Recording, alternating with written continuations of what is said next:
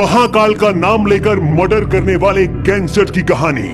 मैं कातिल हूँ, क्रिमिनल हूँ, बदमाश हूँ, मुझसे संपर्क करें। विज्ञापन निकालकर लोगों की मौत का ठेका लेने वाला ऐसा डॉन नहीं देखा होगा। भारत का शायद ये पहला इतना खतरनाक अपराधी है जिसके बारे में जानकर लोगों का गला सूख जाता है। माथे पर लाल धब्बा, गले में काला गमछा और आंखों में काजल, दिखने में बाल ब्रह्मचारी जैसा, लेकिन जितना भोला लगता है उतना ही ज्यादा खूंखार और खतरनाक है। 16 साल की उम्र में अपनी खुद की गैंग बनाकर सरदार बन गया, फिर एक इशारा मिलता और कुछ भी कर जाता। राह चलते लोगों पर भी गोली चला देता था। डर और खौफ इसके आसपास भी नहीं टिकता था।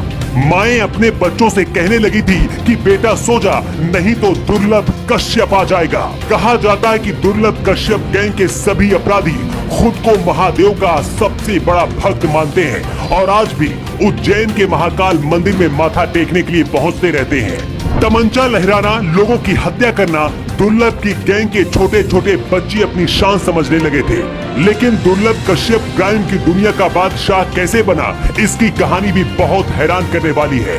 कहते हैं दुर्लभ कश्यप जब छोटा था तभी माँ को छोड़कर इसके पिता चले गए थे। माँ उज्जैन में अध्यापक थी। इसके बाद कुछ दिन दुर्लभ अपने पिता के साथ रहा और फिर 2016 में अपनी माँ के साथ रहने के लिए उज्जैन आ गया। दुर्लभ पढ़ने में तेज था और अंग्रेजी फर्राटे से बोलता था, लेकिन पढ़ाई नहीं, इसे जुर्म की दुनिया में दहशत कायम करना था। 2016 मई के महीने में उज्जैन में सिंहस्थ कुंभ लगा था। दुर्लभ यहाँ रात में घंटों घुमा करता था। इसके बाद सन्यासियों वाले ये कपड़े पहनने लगा। पैसे माँ से मिल जाते थे। इन पैसों का यूज दुर्लभ गलत कामों के लिए करने लगा। दोस्तों के साथ अफीम गांजा फूकने लगा। खुद का एक गैंग बनाया। हत्या के आरोप में जेल घूमकर भी आ गया और कब खतरनाक अपराधी बन गया इसे भी नहीं पता चला। दुर्लभ कश्यप 2017 में 17 साल का हो चुका था जब एक दिन फेसबुक पर एक पोस्ट डाली, लिखा मैं कातिल हूँ, क्रिमिनल हूँ, बदमाश हूँ, मुझसे संपर्क करिए। इसके बाद से तो मध्य प्रदेश में तहलका मच गया। पहला ये ऐसा बदमाश था जिसने सोशल मीडिया पर विज्ञापन निकाला था। कहा जाता है कि दुर्लभ गैंग ने एक अलग से टीम भी बनाई थी जो सोशल मीडिया पर दहशत वाले पोस्ट लिखकर वायरल करती थी और अपराध करने की डील करती थी। पुलिस इस गैंग के पीछे लगी हुई थी।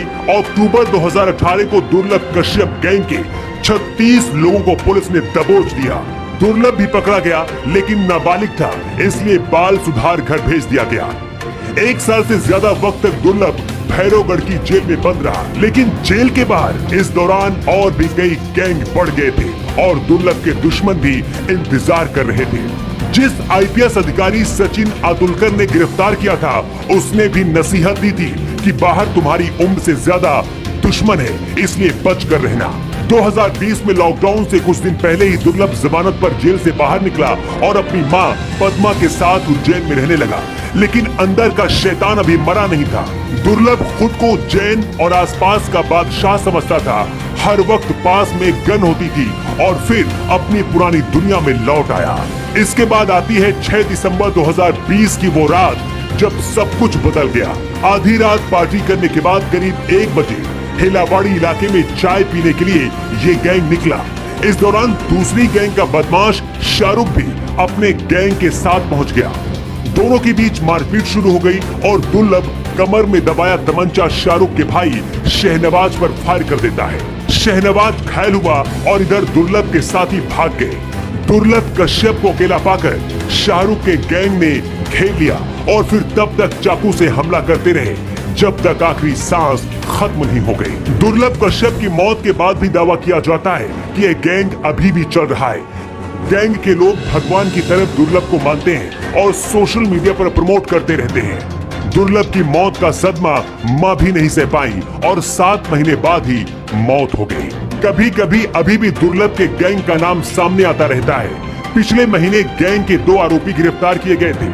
दुर्लभ की कहानी आज भी लोग याद करके कांप उठते हैं। इस कहानी से एक बात सीखने को मिलती है कि अपराधी कैसा भी हो, अंत बहुत बुरा होता है। वैसे आपका क्या कहना है?